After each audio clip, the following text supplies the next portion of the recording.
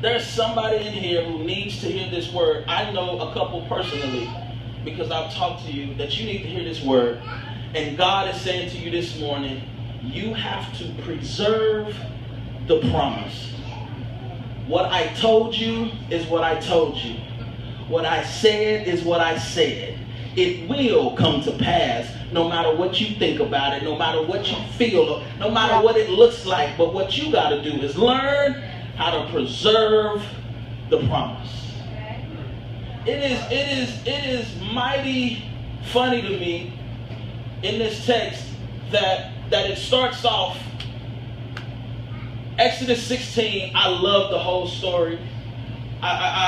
It starts off with a people that God had delivered, taking a journey because he called them out of something. It amazes me, again, let me say that one more time, let me set you up, that it starts off with a people that God had delivered. He brought them out of something and then set them in motion. And then it goes from that to saying that the children of Israel started complaining. They started tripping out and bugging out on God, who brought them out of something, delivered them, and set them on the journey. And then they started, these was the same people, if you just don't, I don't want to lose you. These was the same people that he brought out. He delivered, and then he sent them on the journey, and now they're complaining. They're complaining because they're getting hungry. They're complaining because the food is running low. The Bible doesn't say nobody's starved. Man, I wish y'all was with me. I am preaching already. The Bible didn't say nobody starved. It just said that they started complaining about food. That means that somebody looked in the basket and said, hey, there's only a few things left. I'm tripping. See, me, I grew up poor. See, so I grew up poor. So even when it got down to its last, as long as there was a few pieces of bread and maybe some syrup, come on, syrup sandwiches, maybe some ketchup, as long as there was something to put on the bread, Mama would always say, oh, there's something in there to eat. And you'd be like, what? You better get that syrup. You better get that last piece of bread. I'm a little sedity. I'm a little bougie. I've been like that for a long time, even though I was poor. I'm not the guy who likes to eat the ends, the bread ends.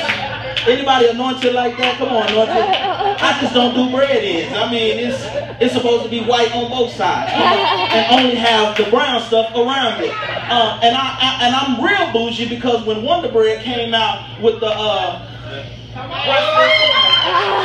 I'm preaching real good. That was a little bit more expensive than the 99-cent bread, but I made sure that I could buy that bread.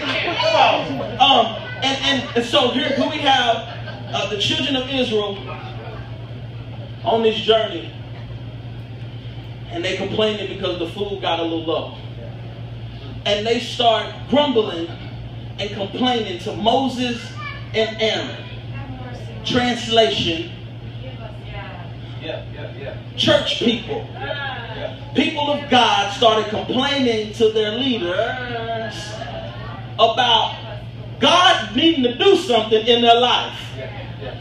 Not understanding that the leader is fully aware of what's going on in the camp. Not understanding that the leader is fully aware of things running low, because I'm the one that's leading you. And I've been on this journey with you. And that's the thing about church folk. I don't want to talk about church folk, but let me just throw that in there. Sometimes church people are not fair as it relates to how they see and treat their leader. If you think you're going through, chances are the person that's leading you is going through too. Probably a little bit more than you are. Because they are the first line of defense. So when the enemy wants to get you, most of the time he attacks your man first.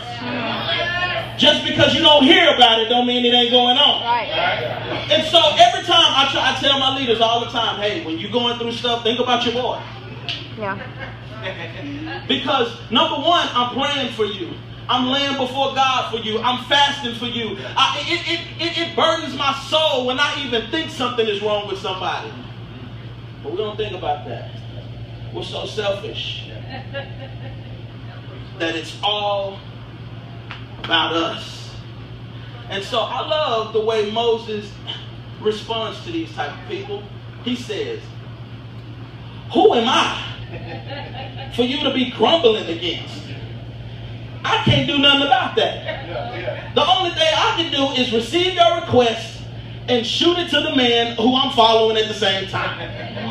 And the people do not understand that it's through their leader that they have communication uninterrupted.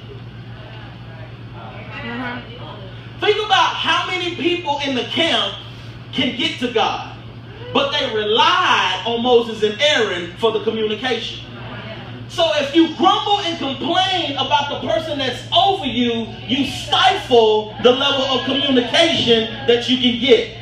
I'm preaching to two people, I get it. Yeah.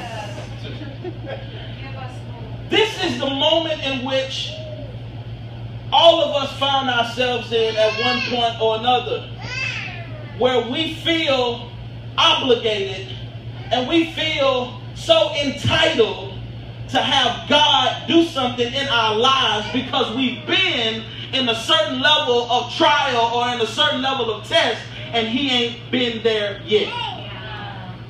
If you like me, there have been some times in your life that you have gotten frustrated with God. Yeah. 5 people.